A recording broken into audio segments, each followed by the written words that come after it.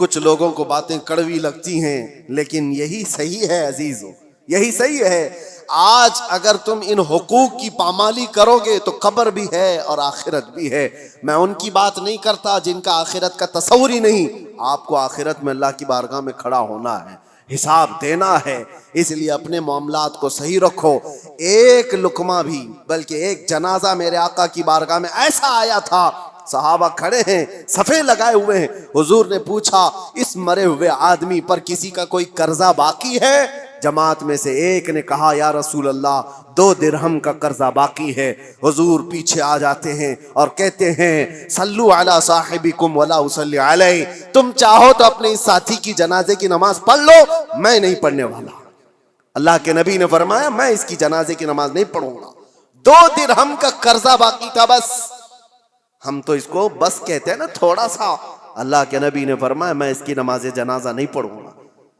دوسرے ایک صحابی نے حضور کی بارگاہ میں عرض کیا آقا میں اس کی ضمانت لیتا ہوں۔ حضور نے پوچھا کب تک ادا کرو گے؟ انہوں نے کہا مجھے شام تک کا وقت دیا جائے، اس کی طرف سے جس کا قرضہ باقی ہے میں وعدہ کر دوں گا۔ جب انہوں نے یہ ضمانت لے لی تو اللہ کے نبی صلی اللہ علیہ وسلم نے نماز پڑھائی۔ یہ ہے اسلام۔ اور بڑے بڑے حقوق کی پامالی کرنے کے بعد اگر لوگ یہ سمجھتے ہیں کہ مسلمان ہونا اسی کا نام ہے، داڑھی ہو، ٹوپی ہو، جبہ کبا ہو، معاملات میں اگر گرا ہوا ہے تو اس کے اندر اسلام کی بو باس نہیں آئی ہے، وہ ایمان کا حصہ نہیں رکھتا ہے۔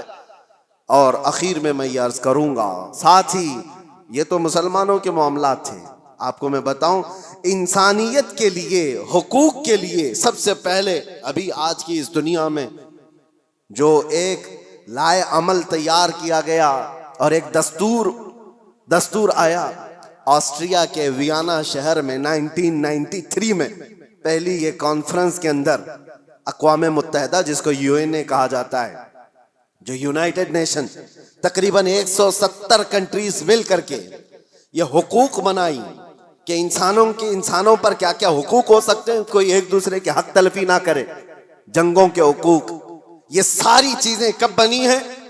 یہ آپ فیڈریشن ہے، اس کا نام ہے ویانا فیڈریشن، اس نام سے یہ پوری دنیا میں عام کیا گیا۔ 1993 کی بات کر رہا ہوں، آج سے تقریباً صرف اور صرف 32 سال پہلے، سمجھ رہے ہیں آپ، 32 سے 33 سال پہلے پوری دنیا میں انسانوں کے حقوق کے لیے ایک لائحہ عمل بنایا گیا، ایک دستور بنایا گیا۔ مجھے حیرت ہوتی ہے پڑھ کر، اس نئی دنیا میں صرف 32-33 سال پہلے تم انسانوں کے حقوق لائے ہو۔ ذرا تاریخ پڑھے ہوتے آج سے 1400 سال پہلے اس سے زیادہ حقوق محمد الرسول اللہ نے بیان فرمایا۔ میرے آقا صلی اللہ علیہ وسلم صرف بیان نہیں کیا، حدیثوں میں اس کو محفوظ کرایا ہے، اور پورے دستاویزات آج محفوظ ہیں ہمارے پاس، پورے محفوظ ہیں۔ آپ اگر جا کر دیکھیں فقہ کی کتابوں میں، فقہ جو مسائل وضو کے، نماز کے، آپ کے روزے کے، جتنے بھی مسائل ان کو فقہ کہا جاتا ہے۔ ہماری فقہ میں اگر آپ کو میں بتاؤں 2 بڑی کتابیں آپ کو ملتی ہیں، ہدایہ، ہمارے فقہ حنفی کی کتابیں جو ہم نے پڑھی، بہت بڑی بڑی ضخیم کتابیں۔ ایک کتاب کے اندر وضو سے لے کر کے نماز، روزہ، حج، زکوٰۃ سارے مسائل آ گئے، اور دوسری ایک پوری جلد ہے جس میں صرف اور صرف خرید و فروخت کے مسئلے ہیں، صرف اور صرف معاملات، سب جو میں نے ابھی بیان کیا آپ کو میں بتا رہا ہوں اسی لیے کہ اتنے محفوظ دستاویزات حقوق کے لیے کسی کے ہاں نہیں ہیں۔ آج قوانین بنے ہیں کہ ایک مال دوسرے سے خریدو تو اس کے کیا کیا حقوق ہیں، جبکہ 1400 سال پہلے میرے آقا صلی اللہ علیہ وسلم نے حقوق کیسے بیان کیے کہ اگر تم نے کسی جگہ پر جا کر کے مال خریدا تو اس کے کتنے حق ہیں، کہ تمہیں کتنے میں لینا ہے، کہ اس کو کتنے میں دینا ہے، یہ بھی ربح فاسد نہیں ہوگا، غلہ جمع کر کے نہیں رکھے گا کہ جب لوگوں کے پاس مال کی قلت آئے تو نکالے گا۔ یہ سارے حقوق کے سلسلے میں اسلام پہلے سے بیان کیا ہوا ہے۔ یہاں تک کہ ایک مشہور آپ کو بات بتا دوں، مشہور منگنی کے سلسلے میں آپ لوگ سوچتے ہوں گے یہ منگنی کیا ہوتی ہے، شادی سے پہلے ایک انگیجمنٹ کا جو رسم ہے، اسلام میں اس کا کیا کانسیپٹ ہے، کیا تصور ہے، منگنی کیوں کرتے ہیں؟ اسلام میں ایک مسئلہ ہے، توجہ۔ کوئی مال میں خریدنے کے لیے گیا، مثال کے طور پر ایک قالین مجھے خریدنی تھی، میں نے صاحب مال سے یعنی دکان والے سے اس کی قیمت لگائی، اس نے کہا یہ 1000 روپے کی۔ ابھی ہماری بات چیت چل رہی ہے، دوسرے صحابہ آئے اور انہوں نے اس کی بولی لگا دی۔ حضور فرماتے ہیں یہ جائز نہیں جب تک کہ تمہارا پہلا بھائی بات مکمل نہ کر لے۔ اپنے بھائی کی بے پر بے جائز نہیں۔ سمجھ میں آ رہی ہے آپ کو بات؟ مسئلہ ہے یہ شریعت کا۔ میں اگر خرید رہا ہوں تو دوسرا اس میں گھس کر کے نہ خریدی کی بات نہ کرے جب تک میری ڈیل مکمل نہیں ہو جاتی۔ یا تو میں چھوڑ دوں یا تو میں لے لوں، نکل جاؤں، اس کے بعد دوسرے کا حق ہے۔ یہ اسلام کا مسئلہ ہے۔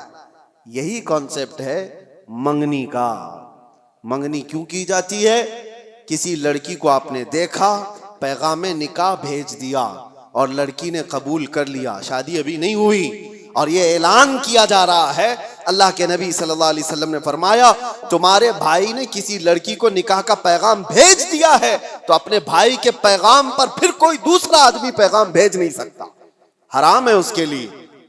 اب وہ اس کو پوچھ نہیں سکتا، کیونکہ جب تک ان کی ڈیل مکمل نہ ہو جائے، یا تو ٹوٹ جائے، ختم ہو گئی کہ نہیں کرنا ہے شادی، تو اس کے بعد نئے سرے سے اگر کوئی چاہے تو پھر اس کے پاس پیغام نکاح بھیج سکتا ہے، ورنہ جب تک کوئی مسلمان کسی عورت کے نکاح کے پیغام بھیجا ہوا ہے اس وقت تک دوسرا کوئی اس کو پیغام نکاح نہیں بھیج سکتا۔ یہ ہے حقوق اسلام میں، اتنا زیادہ محفوظ رکھا گیا ہے۔ حیرت کی بات یہ ہے کہ مسلمان آج کم علم ہو گئے، جاہل ہو گئے، پڑھتے نہیں ہیں، ورنہ تمہارے دین میں اللہ تعالیٰ نے کوئی کمی نہیں رکھی، کوئی ایک ادنا سا شائبہ بھی نہیں ہے۔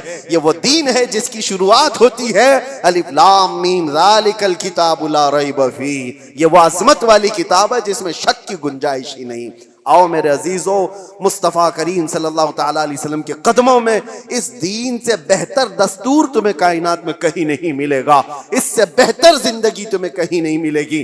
جانوروں والی زندگی یہاں نہیں ہے جو انسان کو آج فیشن کے نام پر اٹھا کر کے بازار کی زینت بنایا گیا ہے، بلکہ یہاں میں سچ بتاؤں لوگوں نے میٹل تو بنا کر ترقی کی ہوگی، ایروپلین تک بنایا ہوگا، کمپیوٹر بنایا ہوگا، موبائل بنایا ہوگا، لیکن مدینے کے تاجدار نے انسان بنائے ہیں، انسان بنائے ہیں، اور انسان بنانا کائنات کا یہ سب سے بڑا چیلنج ہے۔ انسان اگر کہیں بنائے گئے ہیں تو وہ تاجدار مدینہ کے دربار میں ابو بکر آئے تھے تو صدیق بنائے گئے ہیں، عمر آئے تھے تو فاروق بنائے گئے ہیں، عثمان آئے ذوالنورین بنائے گئے، علی آئے تھے 9 سال کی عمر میں، میرے مصطفیٰ نے حیدر کرار بنا کر بھیجا ہے۔ انسان بنائے گئے ہیں، اپنے آپ کو بھی انسان بناؤ تو آؤ میرے مصطفیٰ کریم کے قدموں میں اٹھو، قوت عشق سے ہر پست کو بالا کر دو، دہر میں نام محمد سے اجالا کر دو۔ وآخر دعوانا الحمدللہ رب العالمین۔